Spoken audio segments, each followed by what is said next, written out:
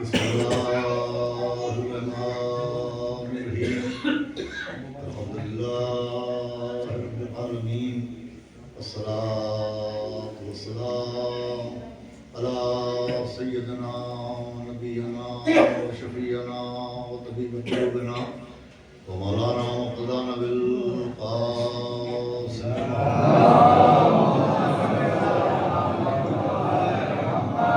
وآله الطيبين الطاهرين المعصومين ولعنة الله عليهم أجمعين من يومنا هذا إلى يوم الدين. أما بعد فقد السلام عليكم يا أنصار دين الله. صلوات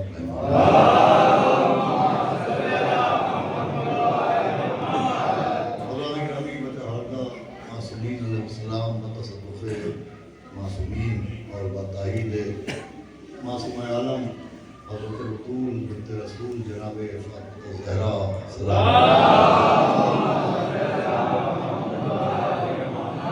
آپ کی بستی میں پہلی مرتبہ شرف حاصل ہوا. میں بھائی انوار صاحب ہوں اور اس کی تعمیل کے لیے آج کی اس اہم تاریخ آپ کی خدمت میں حاضر ہوں اور بغیر کسی تمہید کے آج کی مجلس کی مناسبت سے میں نے آپ کے سامنے ایک فقرہ زیارت کی تلاوت کرنے کا شرف حاصل کیا اور یہ فقرہ زیارت اصحاب سبت رسول ثقلین مولا حسین علیہ السلام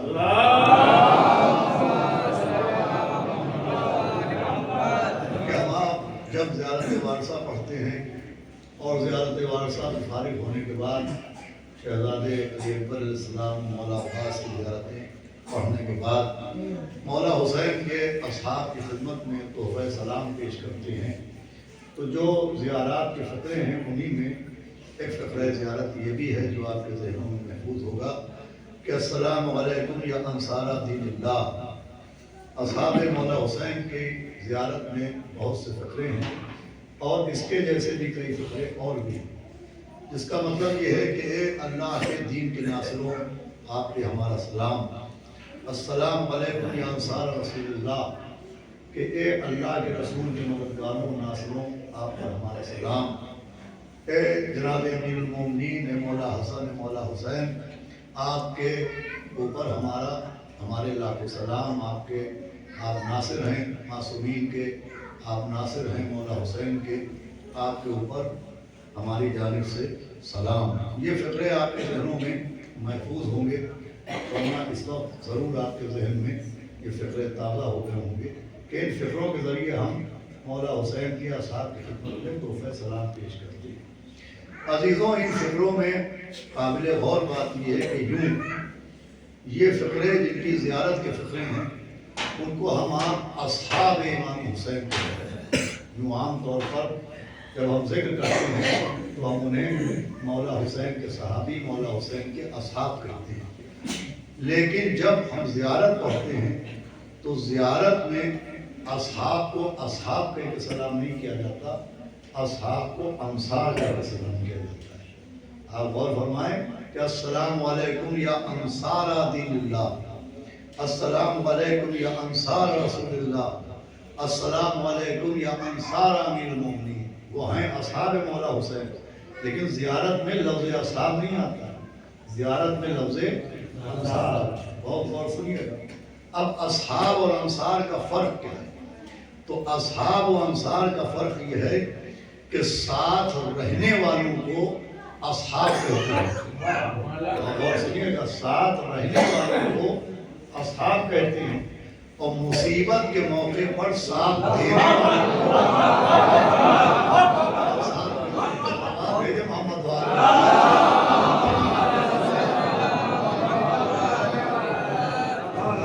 ساتھ رہنے والوں کو اصحاب کہتے ہیں. اصحاب لفظ صحبت سے بنا ہے، لفظ صحابی کی جمع اصحاب ہے، اور انصار لفظ نصرت سے بنا ہے، لفظ ناصر کی جمع انصار ہے. ہم ان کو جب سلام کرتے ہیں تو اصحاب امام حسین ہیں وہ، لیکن اصحاب کہہ کے سلام نہیں کرتے بلکہ انصار کہہ کے سلام کرتے. پھر میں عرض کروں گا ساتھ رہنے والوں کو اصحاب کہتے ہیں اور مصیبت کے موقع پر ساتھ دینے والوں کو انصار کہتے ہیں. اب یہ جو زیارتیں ہم آپ پڑھتے ہیں یہ ہماری آپ کی تیار کردہ نہیں ہے، بلکہ یہ تمام زیارات ہمیں بارگاہ معصومین سے تعلیم کی گئی ہے۔ ہمیں معصومین علیہ السلام نے یہ سلیقہ اور یہ طریقہ سکھایا کہ جب ہماری قبور پر ہمارے روضوں پر آنا تو اس طریقے سے سلام کرنا، جب ہمارے اصحاب کی جانب توجہ ہونا تو اس طریقے سے سلام کرنا۔ تو یہ طریقہ سلام، طریقہ زیارت بھی معصومین نے تعلیم کیا ہے۔ اب معصومین علیہ السلام کی تعلیم کردہ زیارتوں میں اصحاب کے لیے لفظ انصار کا آنا اس بات کی دلیل ہے کہ معصوموں کی نظروں میں جو مرتبہ ساتھ دینے والوں کا ہوتا ہے وہ ساتھ رہنے والوں کا نہیں ہوتا۔ جو مرتبہ ساتھ دینے والوں کا ہوتا ہے وہ ساتھ رہنے والوں کا نہیں ہوتا۔ جو مرتبہ انصار کا ہوتا ہے وہ اصحاب کا نہیں ہوتا۔ یہی وجہ ہے کہ مولا حسین نے فرمایا تھا کہ جیسے صحابی مجھے ملے، نہ میرے نانا کو ملے، نہ میرے بابا کو ملے، نہ میرے بھیا کو ملے۔ یہ مولا حسین کا فقرہ مشہور ترین ہے کہ جیسے مجھے ملے ویسے میرے نانا کو بھی نہیں ملے۔ تو فرق کیا تھا عزیزو؟ فرق یہ تھا کہ نانا کو ساتھ رہنے والے ملے،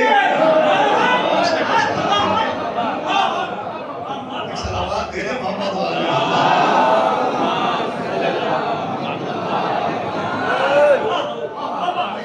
کو ساتھ رہنے والے ملے، مگر نوازے کو وقت مصیبت ساتھ دینے والے ملے۔ جو مرتبہ انصار کا ہے وہ اصحاب کا نہیں ہے، جو مرتبہ ساتھ دینے والوں کا ہے وہ ساتھ رہنے والوں کا نہیں ہے۔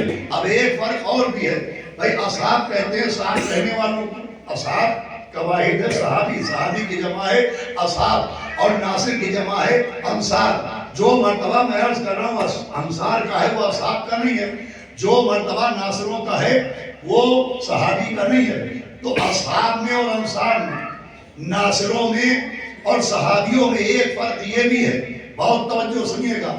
وہ فرق یہ ہے کہ صحابی ہونے سے جو صحابی ہوتا ہے اس کو فائدہ ملتا ہے، جس کا صحابی ہوتا ہے اس کو فائدہ نہیں ملتا ہے۔ یہ بات ہے بھائی، صحابی ہونے سے صحابی ہونے والے کا فائدہ ہے، جس کا صحابی ہے اس کا کوئی فائدہ نہیں ہے۔ آپ دلیل پوچھے تو دلیل یہ ہے کہ جب پیغمبر اسلام نے اعلان اسلام فرمایا تو تعداد صحابہ بھی بڑھنا شروع ہوئی، 2 سے 4 ہوئے، 4 سے 10 ہوئے، 10 سے 100 ہوئے، 100 سے 1000 ہوئے، غدیر آتے آتے تو 1.25 لاکھ ہو گئے، غدیر آتے آتے 1.25 لاکھ ہو گئے۔ اب جو دامن صحبت رسول میں آتا گیا، جس کو لقب صحابی ملتا گیا اسے فائدہ ملتا گیا۔ بھائی جو نبی کا صحابی ہوا ان میں جو بے زر تھا اسے زر مل گیا، جو بے گھر تھا اسے گھر مل گیا، جو بیمار تھا اسے دوا مل گئی، جو برہنہ تھا اسے رضا مل گئی، جو بھوکا تھا اسے غذا مل گئی، جو بے امان تھا اسے امان مل گئی، جو بے ایمان تھا اسے جو دامن صحبت رسول میں آتا گیا فائدہ اٹھاتا گیا۔ بے گھروں کو گھر ملا، بے زروں کو زر ملا، بیماروں کو دوا ملی، برہنہ کو رضا ملی، بھوکے کو غذا ملی، بے امان کو امان ملی، بے ایمان کو ایمان ملا۔ مجھے بتائیے اس سے نبی کو کیا ملا؟ بھائی جب 2 تھے تو نبی کو کیا ملا؟ جب 100 ہو گئے تو نبی کو کیا ملا؟ جب 1000 ہو گئے تو نبی کو کیا ملا؟ ارے جب لاکھوں ہو گئے تو نبی کو کیا ملا؟ ارے سکون تو سکون ہے، نبی نے کاغذ و قلم مانگا تھا۔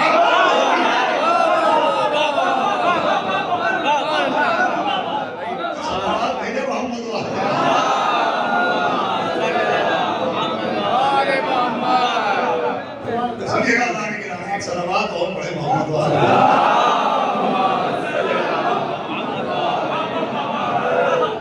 جتنی دامن وقت میں گنجائش ہے ماشاءاللہ عالمی شہرت یافتہ جناب کمال مہدی صاحب سے آپ مرثیہ سنیں گے، ان سے نوحہ خانی میں سنیں گے، جناب طیب عباس صاحب سے نواز سے نوحہ میں سنیں گے۔ مولا آپ کی ہماری اس خدمت کو قبول کریں۔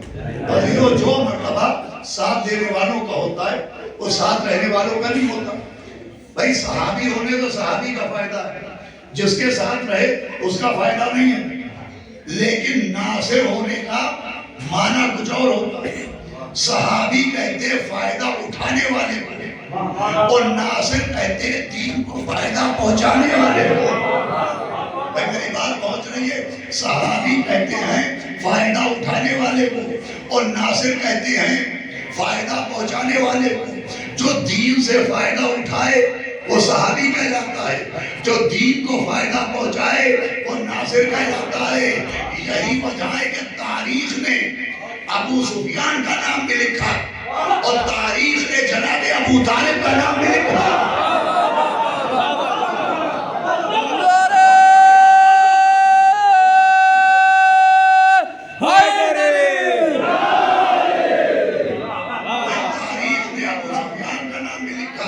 اور تاریخ نے جناب ابو طالب کا نام بھی لکھا، مگر ایک فرق کے ساتھ لکھا۔ جب ابو سفیان کا نام آیا تو اسے صحابی رسول لکھا گیا، اور جب ابو طالب کا نام آیا تو انہیں ناصر رسول لکھا۔ صلوات بھیجے رحمت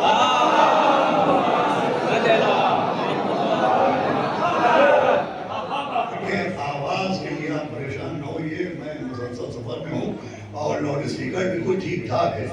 یہ ہارڈ ویئر کی پرابلم نہیں ہے، یہ سافٹ ویئر کی پرابلم ہے۔ صلوات بھیجے محمد علیہ۔ آپ تک پہنچ جائے، میں عرض کر رہا ہوں آپ کی خدمت میں کہ صحابی فائدہ اٹھانے والے کو کہتے ہیں۔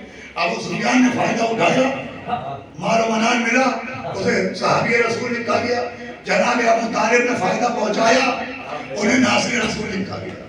عزیزان گرامی، جو مرتبہ نصرت کا ہے وہ صحبت کا نہیں ہے، جو مرتبہ انصار کا ہے وہ اصحاب کا نہیں ہے۔ اب اس نصرت کا اتنا مرتبہ ہے، نصرت کا مطلب ہے مدد کرنا، ساتھ دینا۔ یہ ساتھ دینے کا، نصرت کرنے کا اتنا مرتبہ ہے کہ قرآن میں ایک آیت ہے جسے آیت میثاق کہتے ہیں، اور آیت میثاق میں اللہ نے جناب آدم سے لے کے جناب عیسیٰ تک جتنے نبی گزرے ہیں سب سے عہد لیا ہے، اور وہ عہد یہ ہے کہ تم عہد کرو، تم وعدہ کرو کہ اگر کبھی تمہیں آخری نبی کا زمانہ مل جائے۔ بھئی اللہ نے آدم سے شیش تک، شیش سے انوش تک، انوش سے قینان تک، قینان سے مہلائل تک، مہلائل سے یارے تک، یارے سے لمک تک، لمک سے جناب نوح تک، نوح سے حام تک، حام سے سام تک، سام سے یعقوب تک، یعقوب سے یوسف تک، یوسف سے ایوب تک، ایوب سے ہومن تک، ہومن سے یہودا تک، یہودا سے موسیٰ تک، موسیٰ سے ہارون تک، ہارون سے یوشع تک، اور یوشع سے جناب عیسیٰ تک۔ سارے نبیوں سے وعدہ لیا کہ وعدہ کرو کہ اگر ہمارے آخری نبی کا زمانہ تمہیں ملے تو تم وعدہ کرو کہ تم ان پر ایمان بھی لاؤ گے اور ان کی نصرت بھی کرو گے۔ لیجئے نبیوں سے بھی اللہ نے صحابی بننے کا وعدہ نہیں لیا ہے، ناصر بننے کا تھا۔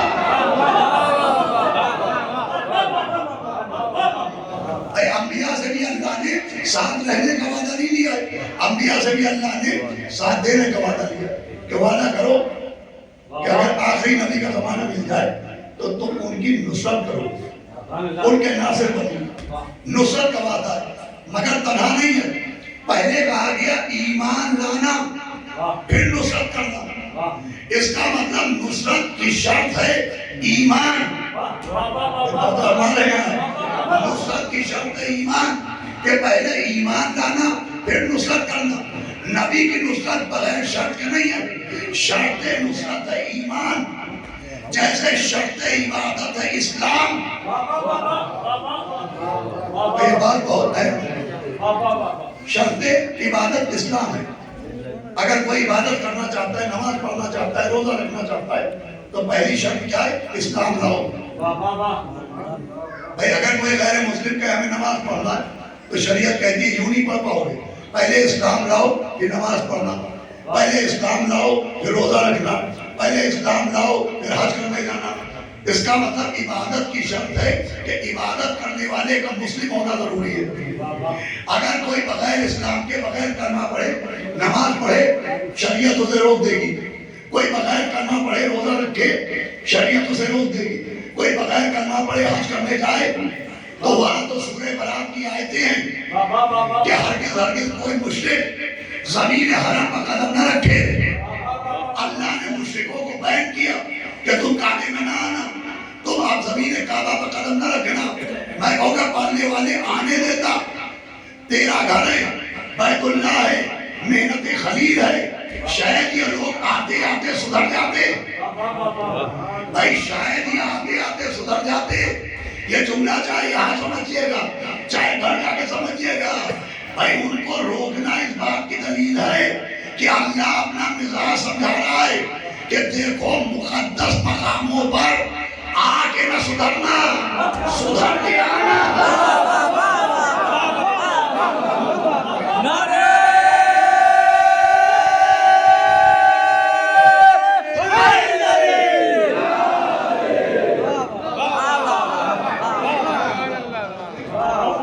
یہاں آ کے نہ سدھرنا، یہاں سدھر کے آنا. تو نبی کی نصرت کی شرط ایمان.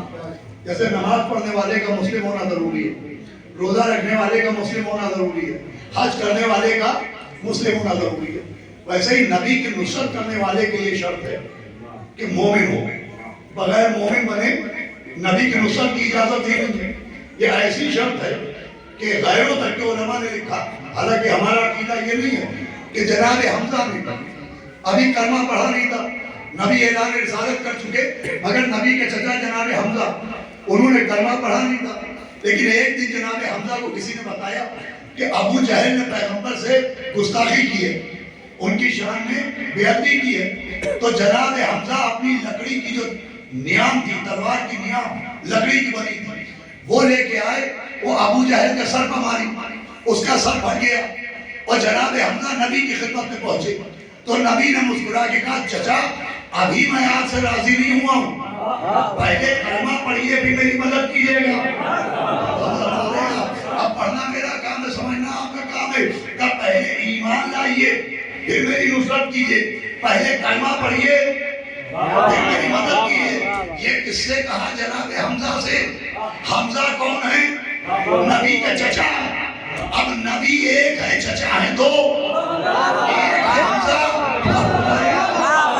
ایک ہے جناب ابو طالب. نبی کے ایک چچا ہے حمزہ، ایک ہے ابو طالب. حمزہ نے کلمہ پڑھے بغیر ایک بار مدد کی، نبی نے انہیں ٹوک دیا.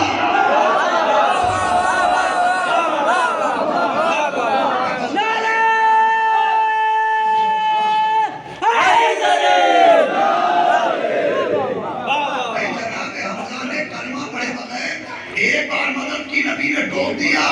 کہاں ہے ابو طالب کا کلمہ ڈھونڈنے والے؟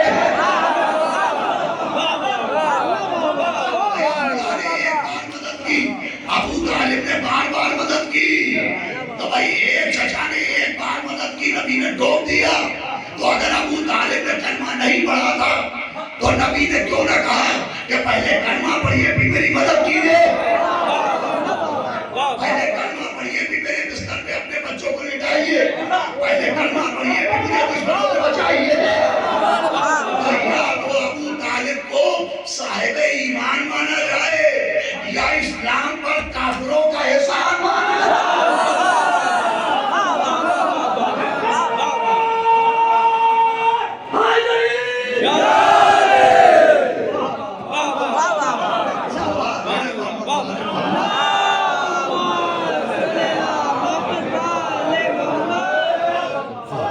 ایک چچا نے ایک بار نبی نے ٹوک دیا.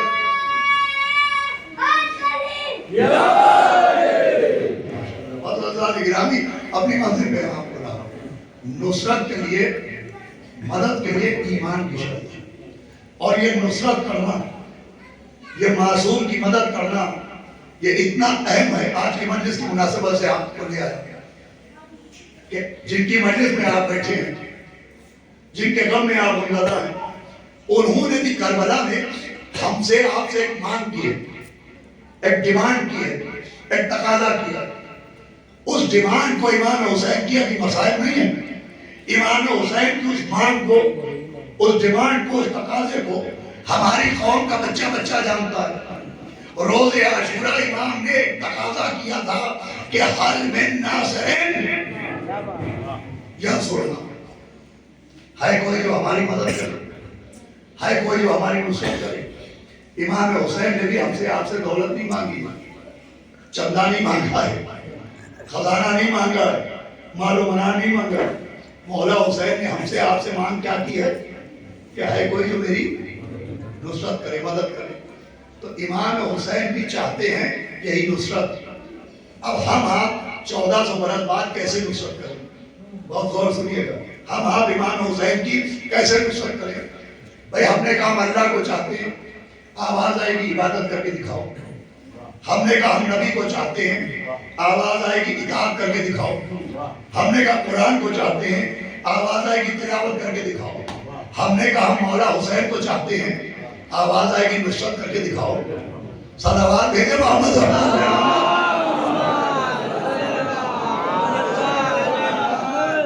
آخری آدمی کو توجہ چاہتا ہوں. ادھر ہم نے کہا کہ ہم مولا حسین کو چاہتے ہیں, آواز آئے گی نصرت کر کے دکھاؤ.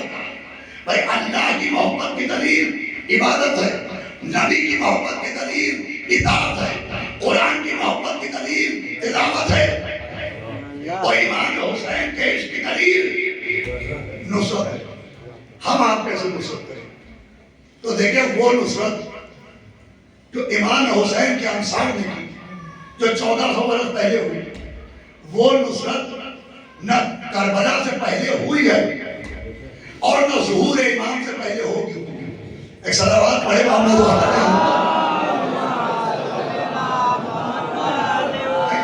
وہ دے کے جائیے گا جس چیز کے لیے آپ کو متوجہ کیا ہے.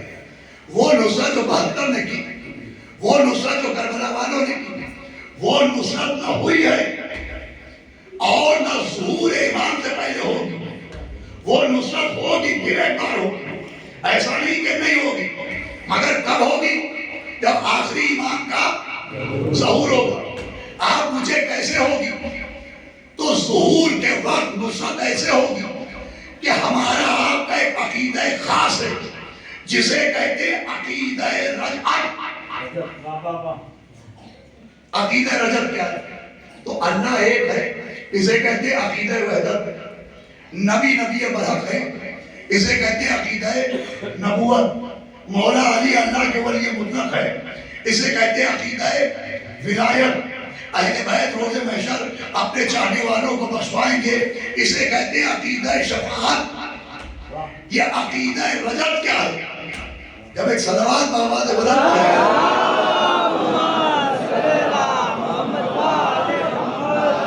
میں سنے بچے نوجوان خاص طور سے سنے یہ عقیدہ رجعت کیا ہے. تو دیکھیں رجعت کہتے ہیں پلٹنے کو رجعت کہتے ہیں. کوئی جا رہا ہے اور پلٹ جائے یا پلٹا لیا جائے, اسے عربی زبان میں کہتے ہیں رجعت. پلٹنے کو یا پلٹانے کو کہتے ہیں رجعت. اب ضرور آپ سمجھیے گا, پلٹانے کو کہتے ہیں رجعت. اسی لیے میرے مولا نے مغرب کی طرف جاتے ہوئے سورج کو پلٹایا. تو اس معجزے کا نام ہے معجزہ رجعت الشمس. صلوات بھیجے محمد ہمارے. بھائی پوری توجہ سے, ابھی آپ کی خاموشی ٹوٹ جائے گی. اس عقیدے کو کہتے ہیں عقیدہ رجعت. رجعت کا مطلب ہوتا ہے پلٹانا. مولا علی نے مغرب کی طرف جاتے ہوئے سورج کے گریبان میں ہاتھ ڈال کے پلٹا دیا. اسے کہتے ہیں معجزہ رجعت الشمس. رجعت یہ ہے کہ ہمارے آپ کے یہاں کا تمام علماء متفق ہے, یہ عقیدہ ہے کہ جب امام آئیں گے, آخری امام, تو خالی آخری امام نہیں آئیں گے. 11 کے 11 امام جو دنیا سے جا چکے ہیں وہ بھی پلٹائے جائیں گے. اور جو ہمارے یہاں, اور خالی امام نہیں, وہ مومنین جو دعائیں عہد پڑھتے ہیں. بھائی نماز فجر کے بعد ایک چھوٹی سی دعائیں عہد 2 صفوں کی ہے. اس کے لیے یہ ہے کہ روزانہ نماز فجر کے بعد جو دعائیں عہد پڑھے گا اور مر جائے گا تو اس کو بھی امام جب آئیں گے تو پلٹایا جائے گا. اس کی قبر پہ آواز دی جائے گی, آؤ تم دعا مانگتے تھے کہ امام کا ظہور ہو, آؤ دنیا میں آؤ, انتقام لینے کا وقت آ گیا ہے. تم دعا مانگتے تھے کہ انتقام میں خون حسین لو. تو معصومین ہی نہیں پلٹائے جائیں گے, مومنین تک پلٹایا جائے گا. جو امام کی دعا مانگتے ہیں کہ ہم بھی انتقام میں شریک ہوں, ان کو بھی پلٹایا جائے گا کہ آپ بدلہ لینے کا وقت آ گیا. بھائی اب یہ جملہ لائے گا نہ جائے گا, صرف بدلہ لینے والوں کو نہیں پلٹایا جائے گا, ایسے بدلہ لینے والوں کو نہیں بچایا جائے گا جن سے بدلہ لینا ہے.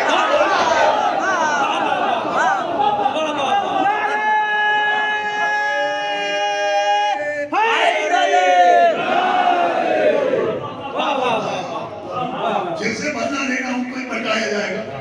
صرف مردے جلائے نہیں جائیں گے, کچھ گڑے ہوئے مردے اکھاڑے نہیں جائیں گے. بیٹا محمد آ جا.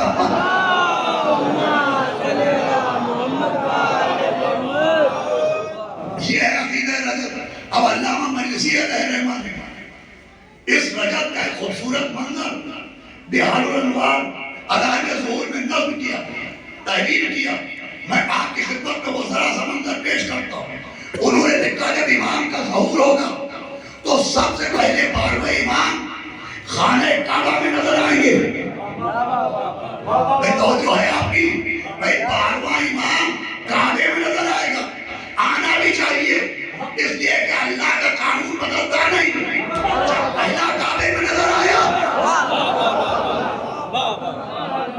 تو آخری امام بھی کعبے میں نظر آئیں گے. وہ سنگ اصفر پر کوہنی ٹکائیں گے. سب سے پہلے جبریل بیعت کریں گے. پھر خانہ کعبہ کے پیچھے سے اصحاب کہف کی رجب ہوگی. رسول خدا آئیں گے, پیچھے پیچھے مولا علی آئیں گے, ان کے پیچھے مولا حسن ہوں گے. پھر شہنشاہ کربلا آئیں گے. آواز دی جائے گی وہ حسین آ رہے ہیں, وہ حبیب آ رہے ہیں, وہ سعید آ رہے ہیں, وہ سہیل آ رہے ہیں, وہ برائے آ رہے ہیں, وہ ابو سلامہ آ رہے ہیں, وہ ابو شاسا آ رہے ہیں. ارے وہ شبر کی شکل میں قاسم آ رہے ہیں, وہ قاسم کی شکل میں شبر آ رہے ہیں, وہ اکبر کی شکل میں پیغمبر آ رہے ہیں. وہ اکبر کی شکل میں پیغمبر آ رہے ہیں, وہ جھولے میں چھوٹے سے حیدر آ رہے ہیں.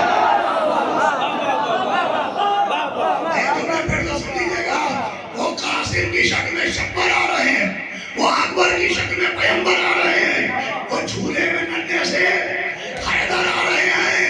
ارے کیا عالم ہوگا چاہنے والوں کا جب اعلان ہوگا ہوشیار عباس بلال.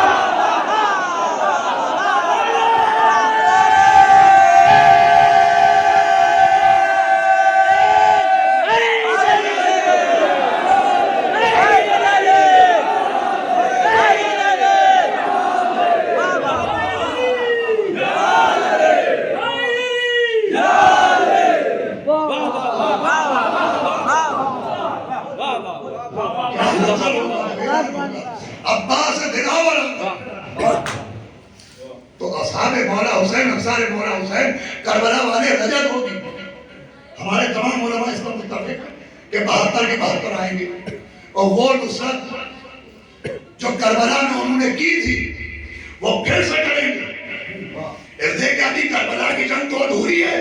ہمارے یہاں وہ ادھوری جنگ پوری کی جائے گی.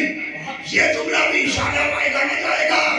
ارے جو تلوار 4 محرم کو توڑی گئی تھی وہ رجب میں جوڑی.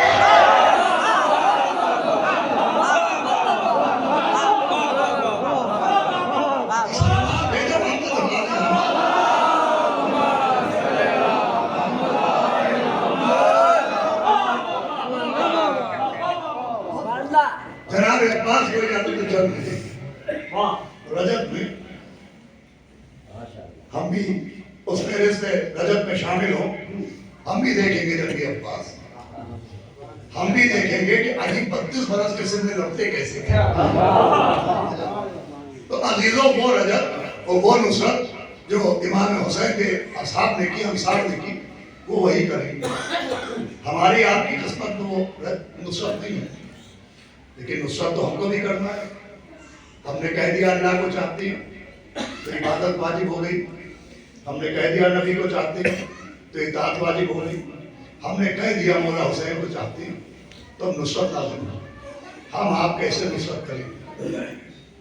ہم آپ کیسے نصرت کریں؟ 1400 برس بعد ہم آپ امام حسین کی نصرت کیسے کریں؟ تو ہم کو آپ کو طریقہ نصرت سکھایا حضرت ابو الحسن امام علی ابن موسیٰ الرضا علیہ السلام. وہ آپ کو آٹھویں امام کی طریقہ نصرت سکھایا کہ ہم آپ امام حسین کی نصرت کیسے کریں. ایک معنی خیر، ایک معنی، ایک نتیجہ خیر سے گفتگو کر رہا ہوں میں آپ کو. یہی نتیجہ آٹھویں امام نے ہمیں بتایا کہ ہم نصرت کیسے کریں. راوی یہ کہتا ہے کہ میں آٹھویں امام کیا جاتا تھا اور میں دیکھتا تھا کہ آٹھویں امام بہت شاندار کپڑے پہنتے تھے، بہت اچھا لباس آٹھویں امام پہنتے تھے. حالانکہ امام کو لباس سے زینت نہیں ہے، لباس کو امام سے زینت ہے. امام تو کعبہ ہوتا ہے، جو لباس بھی اس کے جلد پہ آتا ہے وہ خلاف کعبہ بن جاتا ہے.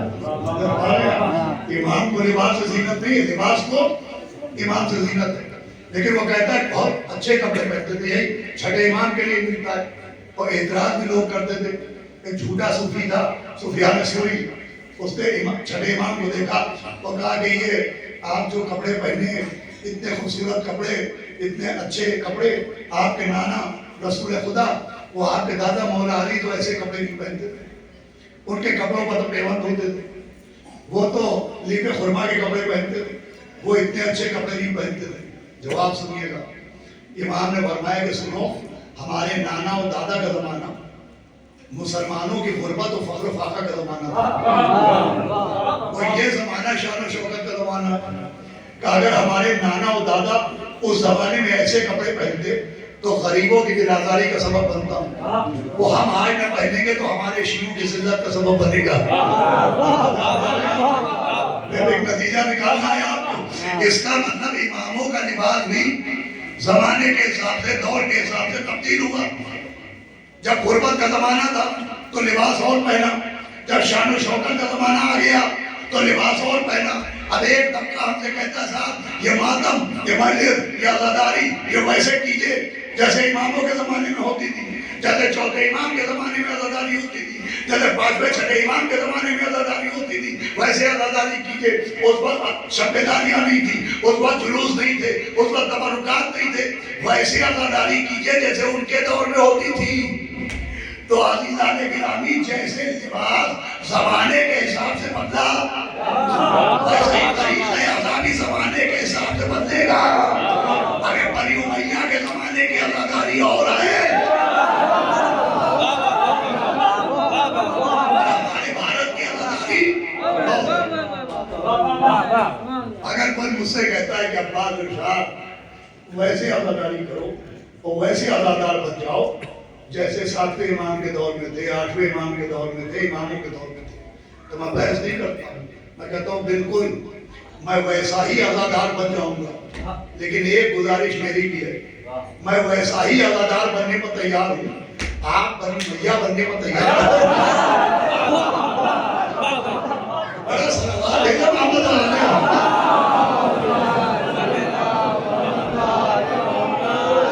حالات کے بھی تو کچھ اثرات ہوتے ہیں، حالات کے بھی کچھ اثرات ہوتے ہیں.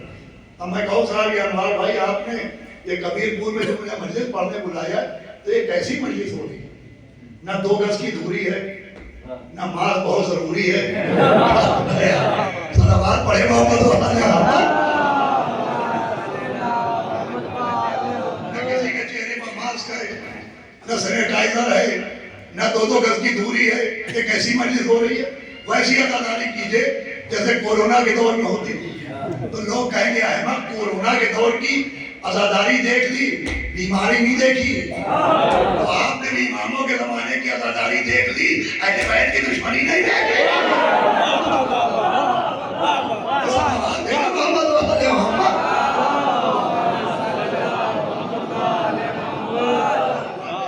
کہتا ہے کہ صاحب آپ چوتھے امام سے زیادہ امام حسین کو چاہتے ہیں، آپ کے دل میں چوتھے امام سے زیادہ امام حسین کی محبت ہے. جب انہوں نے ایسے ماتم نہیں کیا تو آپ کیوں کرتے ہیں؟ جب انہوں نے زنجیر نہیں لگائی تو آپ کیوں لگاتے ہیں؟ جب انہوں نے کما نہیں لگائی تو آپ کیوں لگاتے ہیں؟ آپ چوتھے امام سے زیادہ امام حسین کو چاہتے ہیں. انہوں نے ایسے ماتم نہیں کیا، انہوں نے ایسے زنجیر نہیں لگائی، آپ کیوں لگاتے ہیں؟ تو جب قیامت آئے تو جناب مختار سے ملاقات ہو جائے جو ہے کہ نہیں، تو جناب مختار سے کہیے گا کہ آپ چوتھے امام سے زیادہ امام حسین کو چاہتے تھے. جب انہوں نے اپنے باپ کا انتقام نہیں لیا تو آپ نے کیوں لیا؟ بھائی جب انہوں نے یزید یزیدیوں پر تلوار نہیں اٹھائی تو آپ نے تلوار کیوں اٹھائی؟ بتائیے کیا جواب ہے؟ تو ایک ہی جواب ہے کہ چوتھے امام ہے وارث حسین اور مختار ہے عاشق حسین.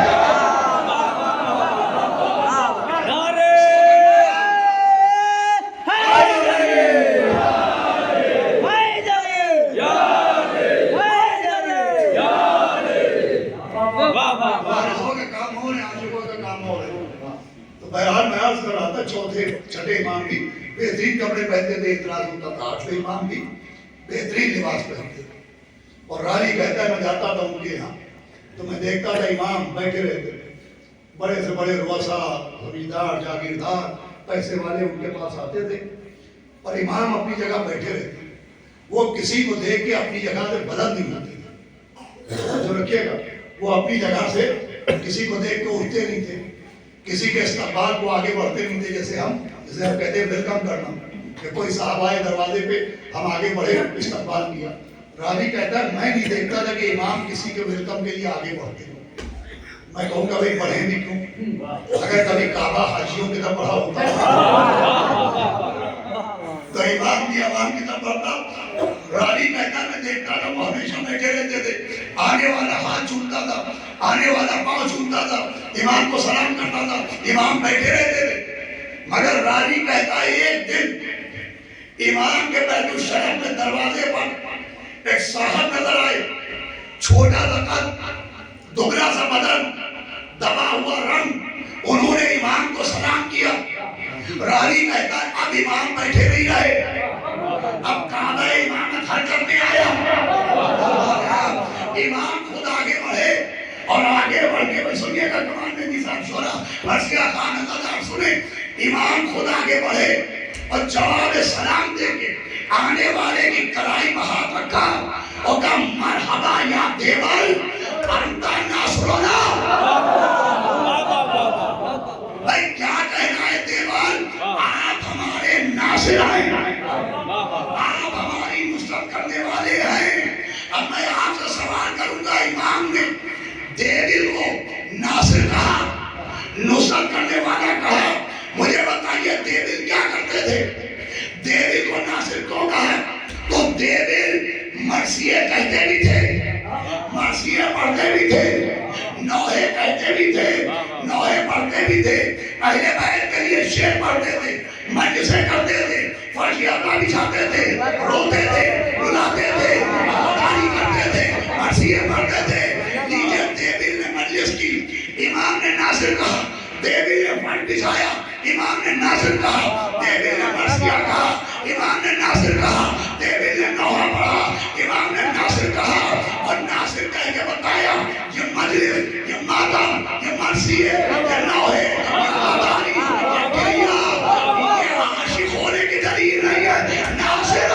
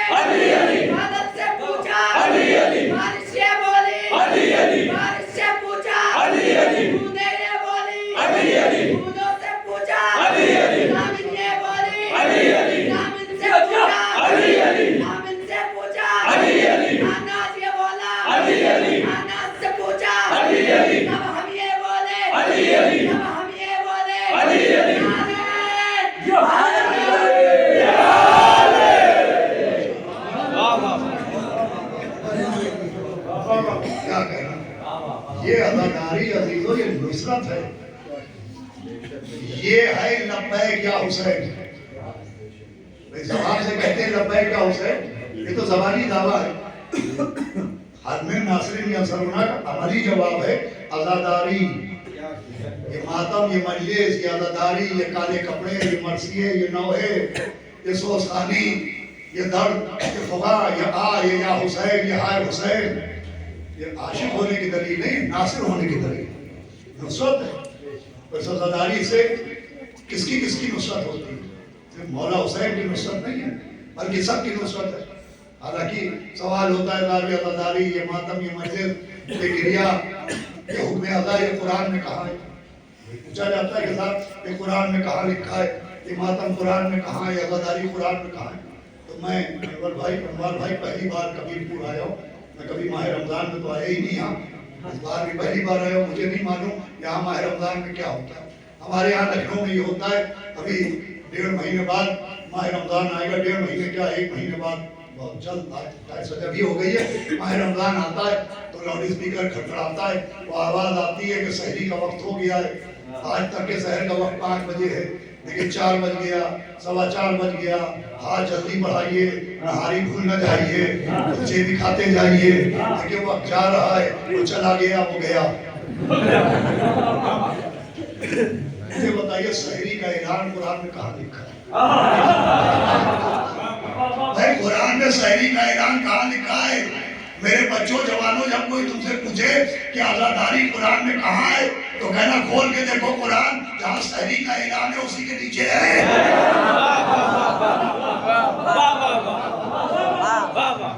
جناب قرآن میں سحری کا اعلان ہو یا نہ ہو، اور روزے کی آیت تو ہے، تو قرآن میں عزاداری کی ڈیٹیل ہو یا نہ ہو، آیت مودت تو ہے.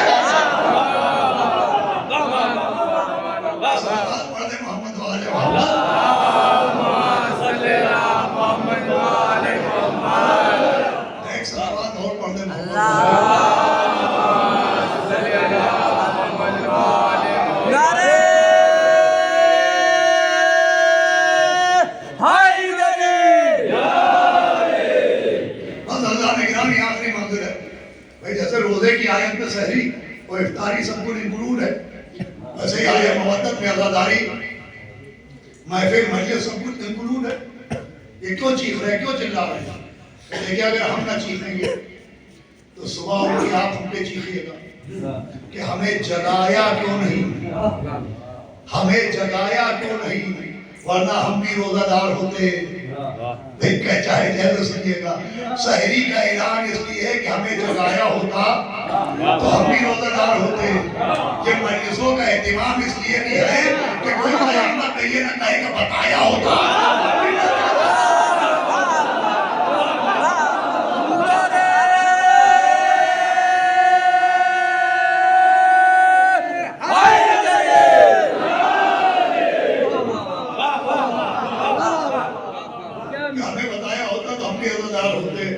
ہمیں تو پتہ ہی نہیں چلا کہ امام حسین مدینے سے کب گئے، ہمیں تو پتہ ہی نہیں چلا امام حسین دنیا میں کب آئے، ورنہ ہم بھی توبہ کرتے وہ گہوارے سے لپٹ کے اپنے قسمت کے جس پپالوں پر لگوا لیتے. ہمیں کسی نے بتایا نہیں، ورنہ ہو کی طرح ہم بھی معافی مانگ لیتے. عزیزو یہ عزاداری نصرت ہے، وہ ایسی نصرت ہے کہ یہ عزاداری اس پیمانے پر ہونا اس بات کی دلیل ہے کہ ہم اکیلے جنت نہیں جانا چاہتے، ہم سب کو ساتھ لے کے جنت جانا چاہتے ہیں. اب کسی کے ماتھے پر شمع چپک جائے تو ہم کیا کریں، کسی کے پیروں سے اپنے ملزم سے پڑ جائے تو ہم کیا کریں. سارا بات بھیجے محمد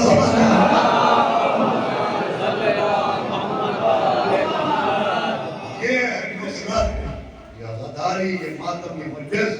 اور پھر چھٹے امام میں بہار الانوار میں حدیث ہے، فرمایا جو ہمارے جد مظلوم حسین پر روتا ہے وہ ہماری دادی سیدہ کی نصرت کرتا ہے. یہ آنسو نہیں ہے، ایک بیوی کی ٹوٹی ہوئی پسلیوں کا مرہم ہے جس نے اپنا مرثیہ اپنے آپ پڑھا تھا کہ صبت علیہ مصائب. بابا وہ مصیبتیں پڑھی کہ اگر دنوں وہ پڑھتی تو مثل شب تاریخ ہو جاتی. اللہ سلامت رکھیے آپ کو مولا حسین کہ اس غم کا اس طریقے سے اہتمام کرنا، آپ کا شرکت کرنا، فرش عزا بچھانا، اتنی دور دور سے عزاداروں کا آنا. انوار بھائی نے بتایا کہ کوئی 3 کلومیٹر سے، کوئی 4 کلومیٹر سے، کوئی 5 کلومیٹر سے آتا ہے، اور آج سردی میں آپ آئے ہیں، لیکن میں ایک بات عرض کروں گا مساجد تک لے جانے کے لیے کہ آپ اپنے مولا کی محبت میں اپنا گھر چھوڑ کے مجلس میں آئیں گے، لیکن 1 گھنٹے بعد 2 گھنٹے بعد آپ اپنے گھر واپس چلے جائیں گے، آپ اپنے گھر واپس پہنچ جائیں گے، آپ اپنے اپنے وطن پہنچ جائیں گے۔ لیکن آج جو مدینے کو چھوڑ کے جا رہا تھا تو کبھی واپس نہ آئے۔ یہ رات بھی بڑی غم کی ہے، کل رات جو گزری وہ اور قیامت کی رات تھی۔ ایک صحابی تھے پیغمبر اسلام کے جو بہت اونچا سنتے تھے، بلکہ سنتے ہی نہیں تھے، اگر بادل بھی پھٹ جاتے تھے تو ان کے کانوں میں آواز نہیں آتی۔ 27 کا دن گزرا، رات آئی، وہ سو رہے تھے، ایک مرتبہ چونک کے اٹھے اور اپنی زوجہ کا کانڈا ہلایا اور پوچھا کیا قیامت آ گئی ہے؟ زوجہ نے کہا یہ کیوں پوچھ رہے ہو؟ کہ تمہیں معلوم ہے میں سن نہیں پاتا تھا۔ کہا وہ معلوم ہے، کہ مگر میں سن رہا ہوں۔ کہ کیا سن رہے ہیں؟ کہ کوئی بیویوں کے رونے کی آوازیں سن رہا ہوں، کوئی بیویوں کے رونے کی آوازیں آ رہی ہے۔ کیا قیامت آ گئی؟ آواز نہیں، قیامت نہیں آئی ہے، حسین مدینے کو رخصت کرنے والے۔ آوازیں بلند ہو رہی ہے آپ کی۔ ابھی انشاءاللہ مجلس کے بعد جناب کمال مہدی صاحب، ان کے ہمنوا جناب ظہیر عباس صاحب سے آپ نوحہ خانی سنیں گے۔ اللہ عجر عظیم عطا فرمائے۔ دیکھیں گھر کا چھوٹنا، وطن کا چھوٹنا، یہ بڑا سخت مسئلہ ہوتا ہے، وہ بھی تب کہ جب یہ یقین ہو کہ اب لوٹ کے نہیں آنے والے۔ آج کی صبح جو گزری تو راوی کہتا ہے میں مدینے پہنچا، میں نے دیکھا کہ مدینے میں عجیب منظر تھا۔ بنی ہاشم کے محلے میں قناتیں لگی ہوئی تھی، پردے تلے ہوئے تھے، اور ایک طویل القامت جوان گھوڑے پر بیٹھا تھا جس کے قدم پاؤں سے بس ہو رہے تھے، وہ اپنے کاندھے پر تلوار رکھے ہوئے تھا، وہ آواز دیتا خبردار کوئی بچہ بھی کسی چھت پہ آنے نہ پائے۔ راوی کہتا ہے میں نے پوچھا یہ کون ہے؟ وہ یہ کیوں کہہ رہے کوئی بچہ بھی چھت پہ آنے نہ پائے؟ کہیں علی کی تمنا عباس سے دلا ہوا ہے، یہ پردے کا اہتمام کر رہے ہیں، اس لیے کہ علی کی بیٹیاں مدینے سے رخصت ہو رہی ہیں۔ میں کہوں گا اے میرے شیر، آج 28 رجب کو مدینے میں پردے کا اتنا خیال، ہائے شام غریبہ۔ ماشاءاللہ آوازیں بلند ہو، دیکھیں جب آوازیں بلند ہونے لگے تو کبھی آوازوں کو آہستہ کرنے کی کوئی کوشش نہ کی، اب دل بھرا ہے تو آوازیں بلند اس لیے کہ جن اماموں نے ہمیں یہ سکھایا کہ نماز کیسے پڑھنا چاہیے، جن اماموں نے ہمیں یہ بتایا روزہ کیسے رکھنا چاہیے، شریعت میں کیسے چلنا چاہیے، انہی اماموں نے بتایا کہ مظلوم حسین میں کیسے رونا چاہیے۔ 5 امام بیٹھے تھے، مجلس ہو رہی تھی، آپ نے اپنے صحابی کو دیکھا اور کہا بھائی تم روئے نہیں؟ کہا آقا میرا رومال چھو کے دیکھیے، میں اتنا رویا ہوں کہ یہ بھیگ گیا ہے۔ آواز یہ ایسے نہیں روتے گا، کیسے رو؟ کہ جیسے ہماری دادی فاطمہ روتی ہے کہ جنت سے آئی فاطمہ زہرا کی یہ صدا، امت نے ہم کو لوٹ لیا وہاں محمدہ، اب کون ہے جو ہم تیرے حفاظت کرے آلہ، یہ غیر ضم یہ دنیا کا بادشاہ، ارے 1900 ہے ضم تنے چاک چاک پر، زینب نکل حسین تڑپتا ہے۔ حضوریہ 5-6 منٹ میں لیتا ہوں، روتے ہوئے اٹھیے گا، پھر ابھی نوحہ خانی میں روئیے گا۔ راوی کہتا ہے میں نے دیکھا عباس دلاور کاندھے پر تلوار رکھے، آواز دیتے کوئی بچہ بھی چھت پہ آنے نہ پائے۔ کہ میں نے دیکھا دور کرسی پر ایک نورانی شخصیت بیٹھی تھی، میں نے پوچھا یہ بزرگ کون ہے؟ تو بتایا کہ یہی تو صدق رسول سخرین ہے، یہی تو مولا حسین ہے۔ راوی کہتا میں دیکھتا تھا امام حسین کرسی پر بیٹھے ہوئے تھے، کبھی کوئی 13 برس کا بچہ آ کے کان میں کچھ کہتا تھا، کبھی 18 برس کا ایک شکل پیغمبر کان میں کچھ کہتا تھا، کبھی 12 برس کا کوئی بچہ کان میں کچھ کہتا تھا۔ امام سب سے اشارہ کر کے اجازت دیتے تھے، امام اپنی جگہ بیٹھے رہتے تھے، لیکن راوی کہتا ہے میں نے دیکھا ایک مرتبہ عباس امام حسین کے قریب آئے، کان میں کچھ کہا تو امام اپنی کرسی چھوڑ کے اٹھ کھڑے ہوئے اور محملوں کی طرف جانے لگے۔ راوی کہتا ہے میں نے پوچھا یہ عباس نے کیا کہہ دیا؟ کہ عباس نے کہا ہے کہ آقا علی کی شہزادی سوار ہونے جا رہی ہے، زینب سوار ہونے جا رہی ہے۔ مولا حسین خود آگے بڑھے، بی بی زینب کا بازو پکڑ کے ہماری کو بٹھا دیا کہ آقا آج مدینہ ہے جہاں زینب کو ہماری میں بٹھا رہے، کل کربلا آئے گی اور وہ وقت آئے گا کہ حسین جب کے چلے بعد دوپہر رن کو نہ تھا کوئی جو سنبھالے نجام کوثر کو، سکینہ جھاڑ رہی تھی ابا کے دامن کو، حسین چپ کے کھڑے تھے جھکائے گردن کو، ناز رہا تھا کوئی شاہ کربلا کو، اگر بہن نے کیا تھا سوال، آج بھی زینب کو مولا حسین نے سوال کیا، کل کربلا میں یہی زینب اپنے بھائی کو گھوڑے کو سوال کیا، بی بی زینب کو سوال کیا، گھر کے اندر آئے، آواز نے سب سوار ہو گئے، کہا سب سوار ہو گئے، مگر ابھی رباب رکی ہوئی ہے، کہ رباب کیوں رکی ہے؟ کہ اس لیے کہ علی اصغر سغرا کی گود میں ہے، بار بار ہوئے رباب کہتی ہے لاؤ سغرا علی اصغر کو ہمیں دو، آواز دیتی رہی بابا سے کہہ دیجئے وہ سب کو لے جا رہے ہیں، کم سے کم میرے جینے کے لیے میرے بھیا علی اصغر کو چھوڑ دے۔ امام حسین آگے بڑھے، آواز دی بی بی علی اصغر کو ذرا میرے قریب کرنا، کان میں جھک کے کچھ کہا، ہومن کے علی اصغر امام حسین کی گود میں آئے، سغرا کو پیار کیا، مدینے سے نکلے تھے بس پہلے تمام ہے کہ عباس گھوڑا دوڑاتے ہوئے آئے، آواز دیا آقا رک جائیے کوئی آ رہا ہے، کہ آپ کون آ رہا ہے؟ کہ خود دیکھیے کون آ رہا ہے، تو دیکھا بیمار بیٹی آ رہی تھی، میں یہ نہیں کہتی کہ ہماری میں بٹھا دو، ارے میں یہ نہیں کہتی کہ ہماری میں بٹھا دو، ارے بابا مجھے فضا کی سوال